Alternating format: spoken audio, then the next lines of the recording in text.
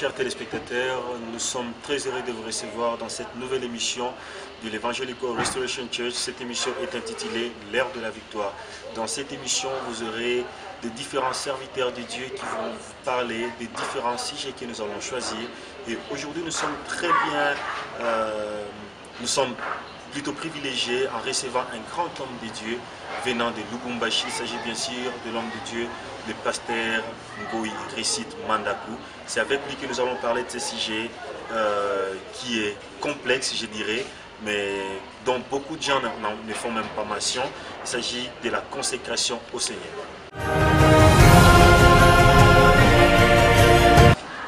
Bonjour, nous avons le réel plaisir de vous recevoir sur ce plateau de cette émission L'Heure de la Victoire, une production de l'Evangelical Restoration Church. Vous êtes connu au niveau de la République démocratique du Congo, même moi personnellement, pour vous avoir vu en premier lieu, je vous ai vu à la télé sur Digital Congo. Aujourd'hui, nous sommes privilégiés pour vous recevoir. Pouvez-vous vous représenter encore si possible? Moi, c'est pasteur Réussite Ngoï Mandakou. Je suis président des ministères Génération Joël, président et visionnaire des ministères Génération Joël. Pourquoi vous avez choisi d'être président? Parce que vous enviez la présidence quelque part? Non, il y a un poste de président au sein des ministères Génération Joël, alors je fais le cumul visionnaire et président. Parce que le président, c'est celui qui préside le conseil des fondateurs ou le conseil de ceux qui dirigent. Vous êtes implanté où en République démocratique du Congo? Je ne saurais pas faire une liste exhaustive. On est dans beaucoup de coins et recoins. Parce que si je parle ici à Goma, je vous dis, on est à Moba. Et les gens ne vont pas connaître Moba. Je leur dis, on est par exemple à Kamina, à Fungurume. Peut-être que vous avez peur de dire ça parce que c'est un petit ministère qui commence. Non, ça fait 21 ans que... Vous pouvez avoir 21 ans, mais c'est encore trop jeune. Peut-être avec 15 personnes, mais c'est quand même une église. Non, c'est ça. Non, c'est pas un ministère obèse. C'est un ministère qui a une bonne santé. Et je crois que partout où nous passons, sur toute la République et en dehors de la République démocratique du Congo, je sais que la plupart des gens, ils ont leur ministère en France, en Belgique, mais c'est rare que vous entendiez au Congo que les gens ont un ministère au Swaziland. C'est-à-dire que si des pays compliqués, nous sommes là, c'est que dans d'autres, on est déjà là. Vous êtes déjà en Europe aussi. Ouais. Les bishops, les archibishops comme vous, bien sûr. Non, vous savez, on a une mauvaise manière de voir les choses. Moi, je peux dire que même le service dans le Seigneur, il est devenu démocratisé. Dans le sens où il n'y a pas que le clergé qui peut se consacrer au Seigneur. Donc nous savons qu'il y a le pasteur, les anciens ou les bishops qui se consacrent à Dieu, c'est faux. D'ailleurs, c'est quoi d'abord la consécration? C'est l'abandon total au Seigneur. Donc vous vous abandonnez entre les mains du Seigneur. Comme vous dites au Seigneur, je m'abandonne entre tes mains comme l'argile entre les mains du potier. Donne-moi une forme que tu aimerais que j'ai. C'est-à-dire même pour la profession, pour les mariages, tout ça. Non, c'est pour ça que je disais que l'explication même de la consécration a un problème. Vous comprenez? Il n'y a pas que les clergés qui servent le Seigneur. Tout le monde doit servir le Seigneur. C'est pour cela que nous avons deux appels. Le premier appel, c'est l'appel à la conversion. Et chacun d'entre nous doit répondre au Seigneur en se convertissant. Il y a un deuxième appel, c'est l'appel au ministère. C'est pour cela que je vous dis qu'il y a des gens qui sont appelés. Ils sont appelés comme apôtres. Il y a des gens qui ont une vision du Seigneur pour servir Dieu dans la politique. Il y a des gens qui ont une vision du Seigneur pour servir Dieu dans le journalisme. Il y a des gens qui ont reçu une vision de Dieu pour servir Dieu dans les médias. C'est très important. Nous n'allons pas nous cloîtrer dans la maison de Dieu pensant que tout doit se faire là. Non, non, non, non, non, non. C'est pour cela que Jésus lui-même dit, allez, faites de toutes les nations des disciples. Ce n'est pas aller, faites des églises, des disciples, de toutes les nations les disciples. Or, comment peut-on avoir les gens afin qu'ils deviennent des disciples? Mais ils sont dans leurs travaux séculiers. C'est là que nous pouvons les suivre et c'est là que nous pouvons les gagner. C'est là que nous pouvons leur parler de Christ. C'est là que nous pouvons les former. C'est très important. Donc, si je comprends bien, selon vous, il faut que tout le monde se consacre au Seigneur. Selon la manière dont ils s'abandonnent entre les mains du Seigneur. quand vous comprenez une leçon du Seigneur, vous devez subir un examen de manière à ce que le Seigneur, si vous réussissez, vous montez d'échelon. Je dirais, c'est comme tu es à l'école, l'enseignant enseigne, quand il pose un examen, ce n'est pas qu'il ne t'aime pas. Non, il veut juste se rassurer si tu as compris la matière. Même dans le Seigneur, c'est la même chose. Jésus prend les apôtres, il renvoie la foule, il estime, il parle à tout le monde en parabole. Aux apôtres, il leur parle sans parabole. Et comme il leur parle sans parabole, il leur dit, allons à l'autre bord. Et le texte commence, allons à l'autre bord. Et les apôtres commencent à pleurer sur la mer. Et c'est là qu'ils découvrent que Jésus est Seigneur, sur la terre ferme et sur la mer. Mais la Bible dit très bien que Jésus, dans la prière sacerdotale, il dit, Père, je me sanctifie pour eux. C'est-à-dire qu'il y a quelqu'un qui doit se sanctifier pour les autres, soit quelqu'un qui doit se consacrer pour les autres. Alors ça, c'est plus question que moi, je me consacre, mon pasteur se consacre et que les autres se consacrent. Texte hors de son contexte est un prétexte. Il ne faut pas prendre n'importe quel texte et mettre par exemple, dans ce débat que nous sommes en train de faire. C'est-à-dire que Jésus, il l'a fait une seule fois pour nous. Et c'est à nous de jouer aussi notre rôle. Jésus-Christ ne viendra pas se sanctifier à notre place. Jésus-Christ, il n'est pas en train de pécher à notre place pour qu'il se purifie à notre place. Chacun doit être responsable de ce qu'il est en train de faire. C'est très important. Et quand vous posez des actes, vous devez vous assumer. Il ne faut pas dire non, ce sont les autres qui ont fait. Assumez-vous. Et cela est très important dans la consécration. Parce que souvent, nous les Noirs, nous avons un problème. On dirait que nous sommes les vrais descendants d'Adam. Parce qu'Adam, Dieu lui pose la question, tu as mangé de l'arbre que je t'ai défendu, dit la femme que tu m'as donnée ici. Mais aujourd'hui, même quelqu'un qui engrosse une fille, non, c'est parce qu'on nous avait laissé seul. Mais non, assume-toi, tu as fait ça. Alors, pasteur, aujourd'hui, si on parle peut-être de la consécration, vous venez à peine de dire s'abandonner totalement au Seigneur. Et si je m'abandonne et que j'ai besoin de me marier, est-ce que c'est Dieu qui viendra me faire le choix du mariage? Non. Dieu, pour lui, il a créé des albinos. Et pourtant, l'albinos, ce n'est pas mon goût. Et il a créé des paralytiques, ce n'est pas mon goût. Peut-être il va me donner quelqu'un qui n'est pas de mon goût au nom de la consécration. Le problème, c'est quoi? Quand Dieu, il nous aime plus que qui que ce soit. Et quand Dieu fait un choix pour nous, il a déjà calculé la pression et la température. Et il sait que ce choix peut nous faire du bien dans 10 ans, dans 20 ans, et même jusqu'à la fin de notre vie. Et Dieu, c'est ça Dieu. Mais les gens ne comprennent pas. Ils pensent que Dieu, il va faire pour nous un choix qui va nous troubler. Il est mieux. Il peut même choisir mieux que nous. C'est pour cela que quand quelqu'un vient au Seigneur, il a ses projets. Et la parole de Dieu commence à cogner dans sa tête pour renverser les raisonnements. Une manière de voir les choses qui est erronée, afin de vous donner une manière de voir les choses qui est correcte. C'est ça Dieu. Alors, c'est maintenant quand vous servez le Seigneur qui vous donne sa vision. Il a un appel maintenant. C'est-à-dire que vous étiez en train de rêver que je serai journaliste, tout ça. Mais le Seigneur dit, je ne t'ai pas créé. Je veux te donner un sens à ta vie. Je ne t'ai pas créé pour être journaliste, je t'ai créé pour être un pasteur. Tu comprends? Maintenant, ce qui est bien, c'est quoi? C'est que dans l'appel de Dieu, nous avons les résultats qui doivent être seulement positifs. Alors, quand vous parlez de résultats, dites-nous l'importance alors de s'abandonner à Dieu. Et si je m'abandonne, parce que on dit souvent, entre guillemets, même dans la relation humaine, il y a question du capitalisme. Je gagne, vous gagnez. Alors, si on s'abandonne à Dieu, qu'est-ce que nous gagnons exactement? Commencez à comparer l'incomparable. Dieu nous donne l'équilibre dans la bénédiction de manière à ce que nous ne soyons pas troublés. C'est pour cela qu'il dit, c'est la bénédiction de l'Éternel qui enrichit et ne se fait suivre d'aucun chagrin. Or, nous savons combien de bénédictions se font suivre de chagrin. Comment tu peux imaginer, je peux te donner des exemples, comment tu peux imaginer un millionnaire comme Mike Tyson qui viole une fille?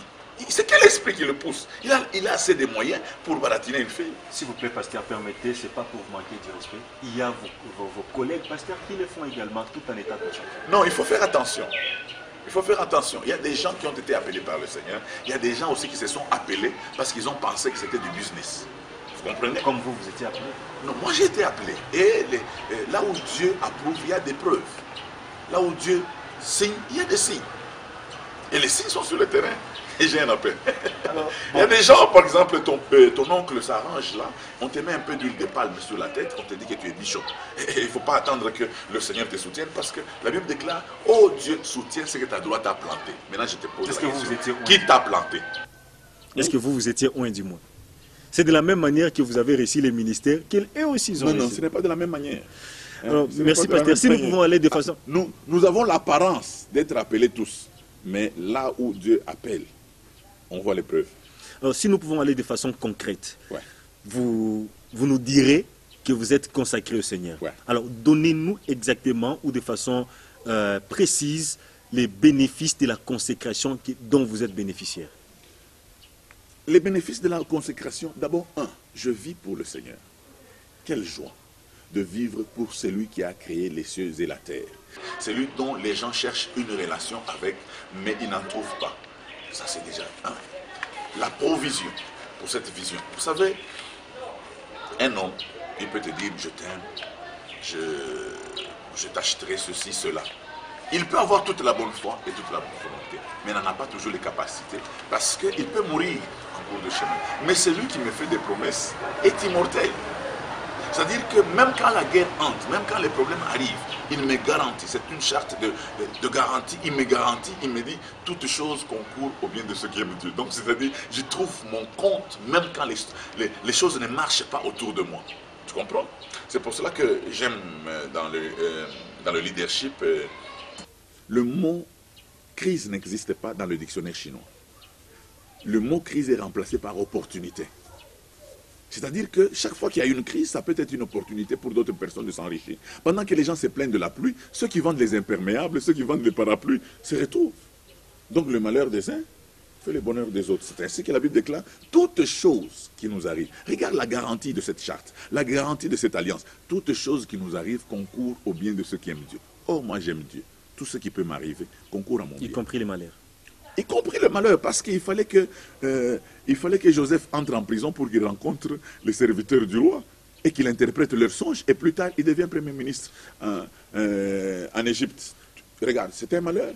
Alors, pasteur, Joseph a été vendu. S'il n'avait pas été vendu, il ne serait pas premier ministre en Égypte. Vous voyez, il y a certaines choses qui paraissent comme des malédictions, mais dans la présence de Dieu, dans la provision de Dieu, ce sont des escaliers pour nous.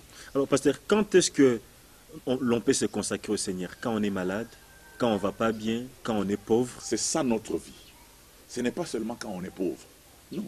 On peut être pauvre spirituellement, tout comme on peut être pauvre matériellement. Il y a des gens qui ont des avions, mais qu'on a retrouvés, qui se sont suicidés.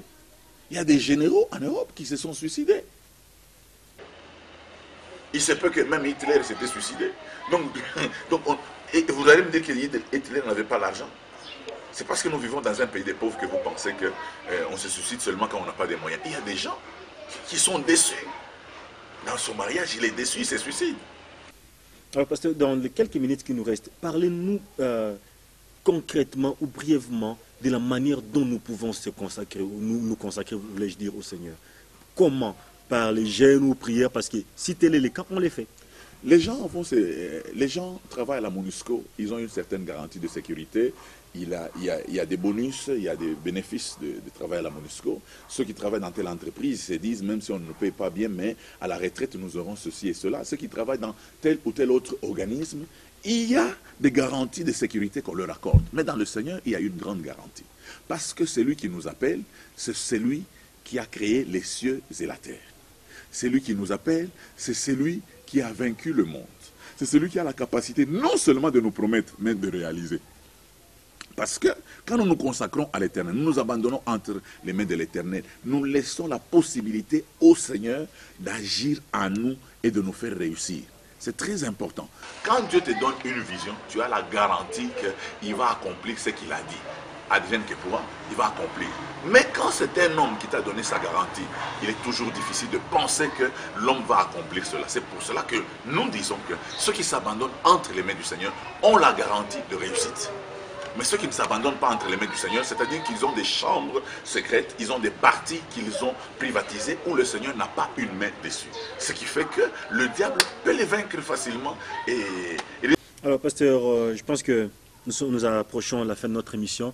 Pouvez-vous alors donner au peuple de Dieu qui est en train de suivre cette émission, cette belle émission, l'ère de la victoire, une production exclusive de l'Église évangélique de la Restauration,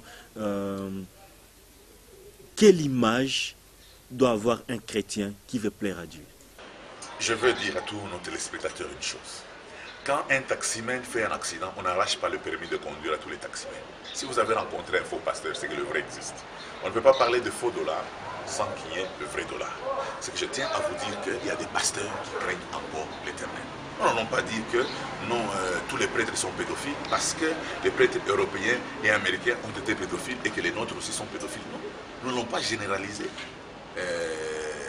l'histoire d'une seule personne. C'est pour cela que nous disons à chacun d'entre nous, si votre pasteur, si votre voisin n'a pas su ou s'est consacré mal ou vous a montré qu'il est en train de servir le Seigneur, mais il ne donne pas de résultats, au moins Jésus a vaincu à la croix de Golgotha où il s'est écrit, tout est accompli.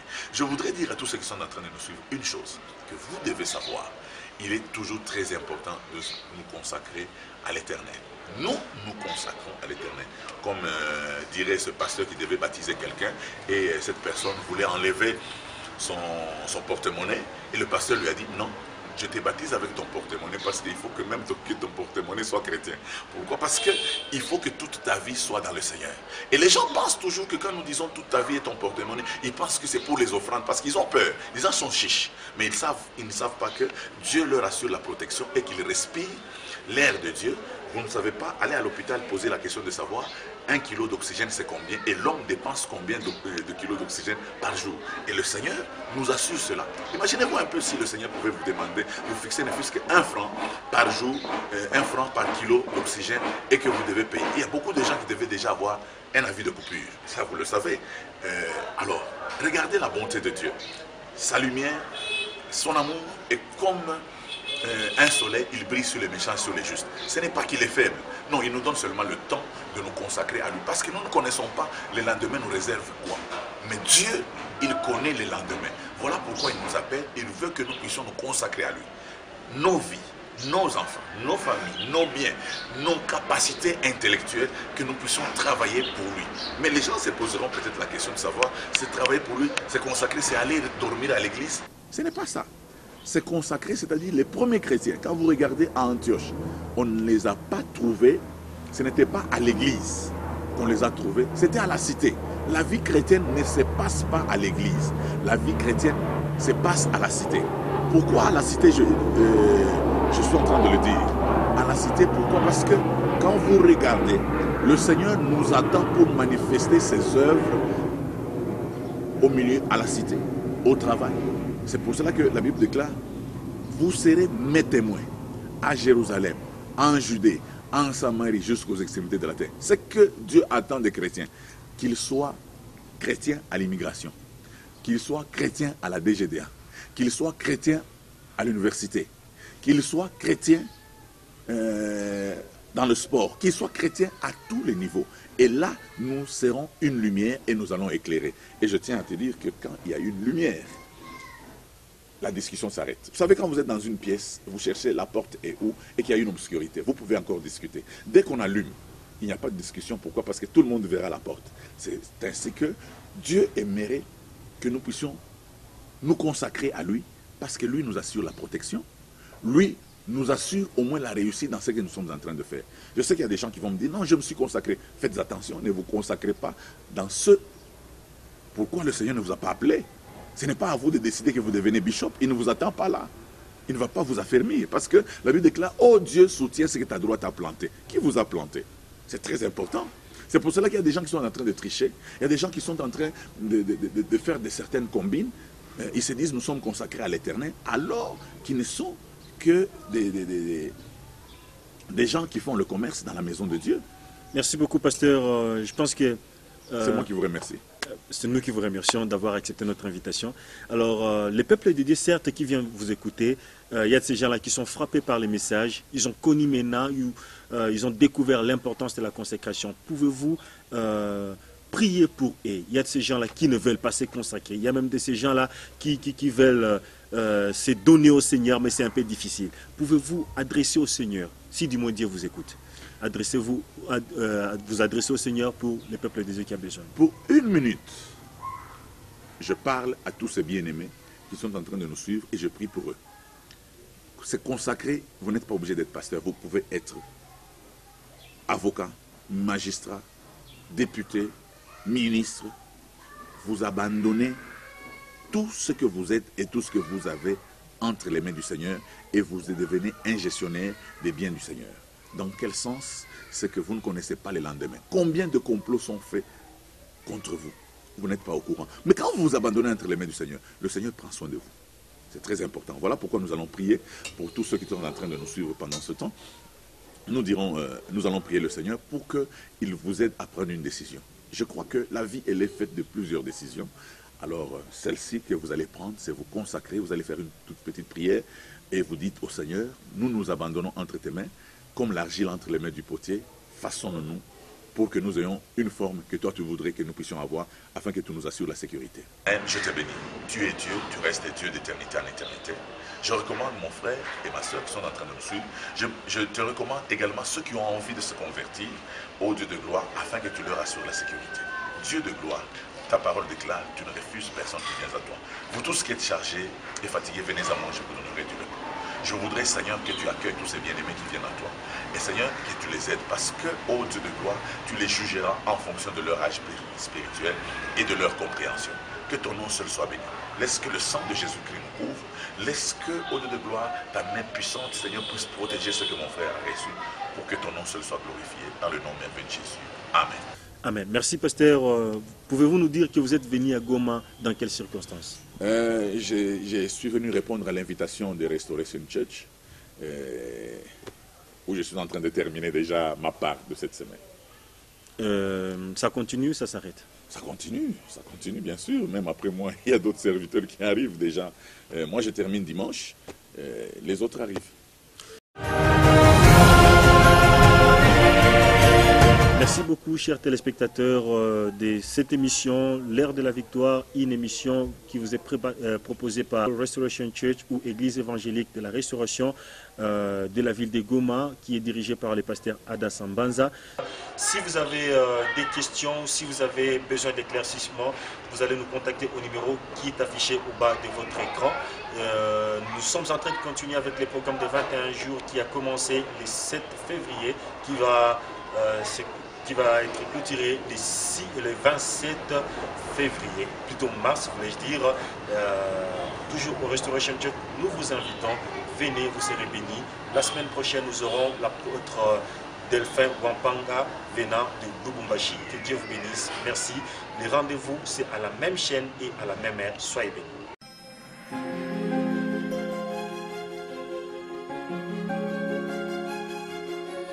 Ooh.